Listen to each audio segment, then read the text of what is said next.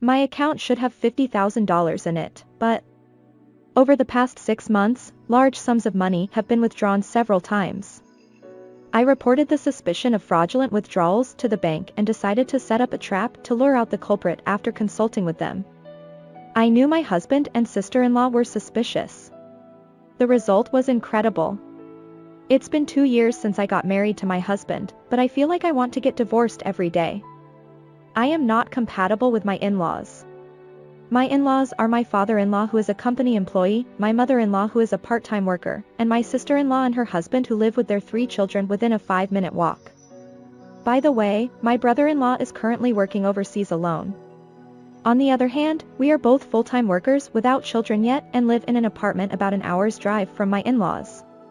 Going back to when we first met each other's families, I thought I could get along well with them when I saw how my in-laws praised me, spoke ill of their son's self, and joked around while laughing together.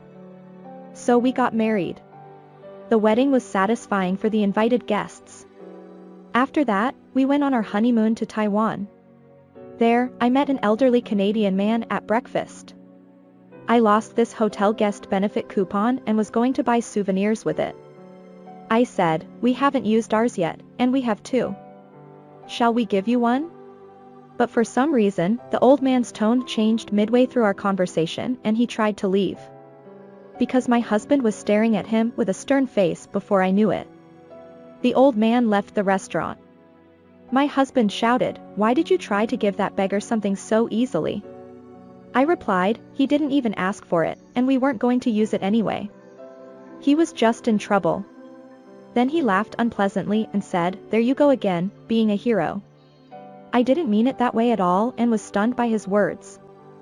I was preparing to hand over an envelope to that elderly gentleman before he checked out, but he wrote a blessings, in large letters on the envelope. I muttered to myself that it was too small and embarrassing for a human being. Although I was able to hand over the coupon to the front desk without any problems, I was in a cold war with him for a long time afterwards. I didn't want to divorce him there, but I was worried about what would happen next even on the plane ride back home. As soon as our newlywed life began, problems arose as expected. The problem was caused by my sister-in-law. At the time of our marriage, my sister-in-law was expecting twins in 3 months. For some reason, my husband asked me if it was okay to give her my contact information because she had something to consult with me about. I couldn't imagine what she wanted to talk about, so I put off answering. However, during that time, my husband told me that he had given her my contact information. The next day, my sister-in-law said to me, "I think we'll be relying on you for a lot of things from now on since we're family now. You know how hard it is to raise 3 children these days, don't you? If you're a full-time housewife like you are, you'll definitely be an asset." She then said, "For now, keep your schedule free for a year and a half." When I asked her if she meant that I should help with child rearing, she laughed and said, "It's just something like an at-home job." She didn't listen to me after that. On that day, when I told my husband, "My sister is right. After all, you became a member of my family when we got married. She doesn't need to tell you in advance that she wants you to cooperate." I replied, "If she doesn't have enough hands, can't she ask her mother or her husband's family for help?" But my husband decided, it's useless to say that now. For the time being, it's your job to pick up and drop off the older child while my sister is hospitalized. However, it takes an hour by car from my home to my sister-in-law's house or my parents-in-law's house. It would take half a day to travel back and forth every day to match the children's nursery school and return home. Even if my sister-in-law and parents-in-law do not understand remote work, I cannot understand why my husband allows his sister's rampage. Furthermore, you are a hero of justice, so of course you will help your sister-in-law who is in trouble," he said with a grin. I'm tired of my husband's persistence. The next day, I went to my parents-in-law's house and decided to refuse everything about my sister-in-law. The next day, my sister-in-law asked me to pick up and drop off her nephew immediately. "I can't accept it because I have work and distance," I said firmly. However, my parents-in-law said, "Don't you have any compassion? Don't you learn from your parents? That's outrageous." They got angry. To me, who was surprised. Father-in-law said, a wife is someone who serves her husband, her parents-in-law, and her sister-in-law and lives to serve her ancestors. Fact is stranger than fiction. My parents-in-law saw my behavior and seemed to think that I had finally realized my mistake. Mother-in-law said, that's fine. Please fulfill your duties as a wife properly. Including my husband's family, I was pressed to continue for a year and a half. However, if I do so, it will take more than 4 hours for 2 round trips, which will greatly affect my work.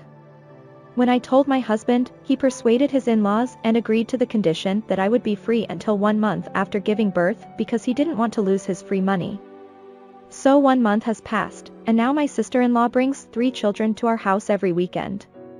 Water is left running, air conditioning is on in all rooms, the refrigerator is empty, tissues are used up, and toilet paper always becomes a chore. My precious metal products were gone. In addition, without permission from me, my sister-in-law rides alone in my car and goes out to play. If you want to borrow it, you should tell me. Moreover, the insurance for my car said that it cannot be used for compensation when someone other than me causes an accident, but she doesn't listen. Moreover, the car that my sister-in-law rode on it has already been scratched or dented. I sent an email to her husband who had exchanged it before because it would be bad if an accident occurred, but there was no response except for being read. Then my husband and sister-in-law started pushing their children onto me and started going out to play. Moreover, the play escalated gradually. During that time, I took care of 3 children who were not used to it while doing housework accumulated on weekdays. On one weekend too, my sister-in-law left the children entirely up to me and went out with my husband. On Monday morning, I went to the bank after my husband left for work and finally returned home. I was surprised to see that my account balance was supposed to have $50,000 in it, but it had only 3 digits. Upon closer inspection, I found that a large sum of money had been withdrawn several times over the past 6 months. I reported the suspicion of fraudulent withdrawals at the counter and, after consultation, decided to set up a trap to lure the culprit. The following weekend, my sister-in-law forced me to babysit her child as usual and went out with my husband. Moreover, my in-laws were also going on a one-night hot spring trip that day. You should study for future childcare. That's right. You're lucky you can learn for free. Lucky you. They said such things. The next day after my in-laws went to the hot spring, I received multiple calls from my sister-in-law. If I ignored them, messages would arrive one after another on email and other SNS. After a while, I reluctantly answered the phone and heard her loud voice. I can't withdraw money. What's going on? I said, I couldn't understand what you were talking about, and asked her what she meant by my bank account. She just kept cursing at me. Then my husband came out and shouted. This month was a bit tight because of some expenses. We didn't have enough credit available, so we decided to pay cash for this trip. But we can't withdraw any money now. I asked. First of all, whose bank account is it? It's mine, right? Why is your sister trying to use my money without permission? He became quiet when I asked him that. But then he suddenly shouted. That doesn't matter now. We can't pay for our stay at the inn like this. We don't even have money for the train back home. Then my in-laws started chiming in from behind. That's right. We'll talk about it when we get back home. Yes. Send some money to your son's account right away. That's a good idea. I was disgusted by this crazy family and said coldly. You heard me, right? Transfer about $2,000 to my account right now. But I say. I can't do it. I have to go to the police now. The other end of the phone goes silent again. And after a long silence.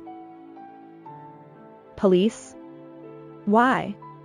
If someone withdraws money from my account without permission, it's normal for them to file a notice. I laughed and her sister-in-law seemed to have heard it. She said. Huh? You're my brother's wife, right?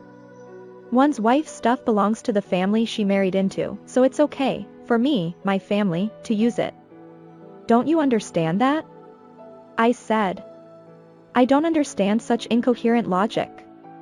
And now, my father-in-law shouted. There's no way stealing can happen between family members. My father-in-law started shouting. Of course it's not possible for theft to occur within a family. I asked him if he meant that theft between relatives is not punishable by law. He replied, "Of course. If you know that, don't ask." I immediately responded, "Sister-in-law and I are not relatives living together, so we are not exempt." My father-in-law was speechless. Then my husband asked me if I was planning on suing his sister. I told him that I would sue her as a victim and also consult about other items such as precious metals that my sister-in-law had taken without permission as theft victims.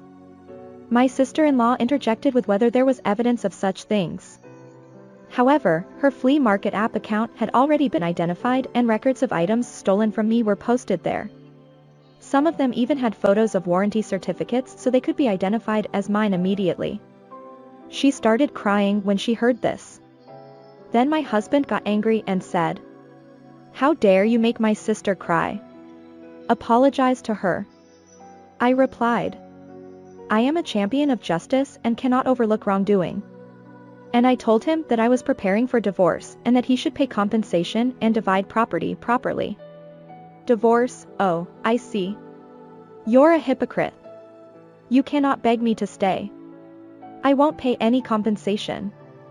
He laughed.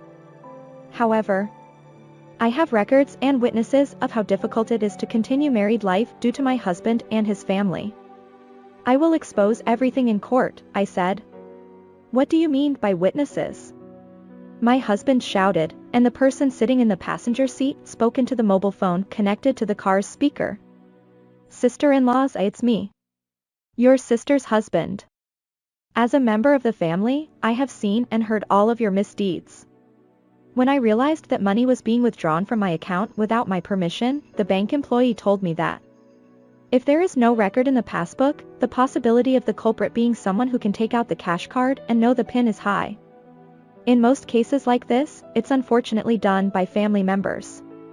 So I came up with a plan and sent a usage statement of about $3,000 transferred from another account to the account that was used without permission and left it in a conspicuous place in the house. At the same time, I changed the PIN from the previous one. By doing this, even if my sister-in-law tried to withdraw money with the previous PIN, the cash card would be locked and unusable after 3 failed attempts. I thought of this as a trap to ruin all members of my husband's family. When I found out that my bank account was being withdrawn without my permission, the banker told me that if there is no record in your page, the possibility of the culprit being someone who can take out the cash card and know the PIN is high. In most cases like this, it's unfortunately done by family members. So I came up with a plan and sent a usage statement of about $3,000 transferred from another account to the account that was used without permission and left it in a conspicuous place in the house. At the same time, I changed the PIN from the previous one. By doing this, even if my sister-in-law tried to withdraw money with the previous PIN, the cash card would be locked and unusable after 3 failed attempts. I thought of this as a trap to ruin all members of my husband's family. I also left an in pamphlet together with it and said to my sister-in-law, "The hot spring view here is also great, but payment is cash only. It's rare these days, isn't it?" My husband and she were grinning at that time, so I was laughing too. Then I sent a long message and photos to my sister-in-law's husband by email. I exposed one after another that my sister-in-law was leaving her children entirely up to me, not doing laundry or cleaning when I wasn't taking care of them, that her unsanitary house was where the children were staying, and that my parents-in-law were condoning it without reproaching her. Then he immediately replied that he had taken leave from work because of his family crisis and had been harboring various complaints and suspicions about his sister-in-law's handling of the children for some time. My sister-in-law said, "Don't make so much noise. I'll divorce you. But I won't give you custody." He had no choice but to remain silent. Then my sister-in-law's husband and I cooperated with each other and consulted lawyers respectively. He decided to claim compensation for misappropriated money and personal belongings, alimony, property division, while he decided to win custody of their children through divorce. When he calmly spoke about this over the phone, my sister-in-law was screaming on the other side of his smartphone while her husband said, "Do you think you can get away with this just like that? I laughed at him and said, "I found something interesting when I investigated your family background. You left your children with me and went to nightclubs all night long." He was speechless. I thought it was terrible for siblings who have families to leave their children with someone else and stay up all night, but I never thought they were such stupid people. I told him that my luggage had already been moved out of our apartment and that since this apartment was treated as a company dormitory, the cleaning company would come in next week, so he should leave immediately. Then I handed it over to my sister-in-law's husband again. Sister-in-law's husband took the children to his parents' home and had no intention of letting her see them. Furthermore, the house where she lived was in her husband's name, so he would sell it urgently and told her to leave immediately. We blocked all communication channels. Although my sister-in-law and my husband, who wanted to avoid divorce as much as possible, said they wanted to come back right away, apparently they couldn't check out because they couldn't pay for their stay at the inn. In the end, they were suspected of eating and drinking without paying money for their stay at the inn and were reported to the police. After being severely scolded by them, they signed a memorandum promising to pay as soon as they returned home and managed to return home by taking ordinary trains. However, as promised, they left only divorce papers behind and apparently everyone was exhausted after seeing my sister-in-law's house and apartment become empty shells. After that, thanks to a capable lawyer, I received a lump sum payment of compensation, and both my sister-in-law's husband and I divorced. It seems that my sister-in-law's husband also won custody of their children safely. On the other hand, my former parents-in-law were begged by my former husband and sister-in-law to let go of their family home and use that money to repay compensation and misappropriated money. Of course, that alone was not enough, so both my former sister-in-law and former husband borrowed money and became guarantors. Furthermore, since the bills for the nightclubs they attended were quite high, both of them are working day and night to pay off their debts. As for me, I'm tired of marriage for a while. I want to focus on taking care of myself for now, including the time I wasted dealing with my ex-husband.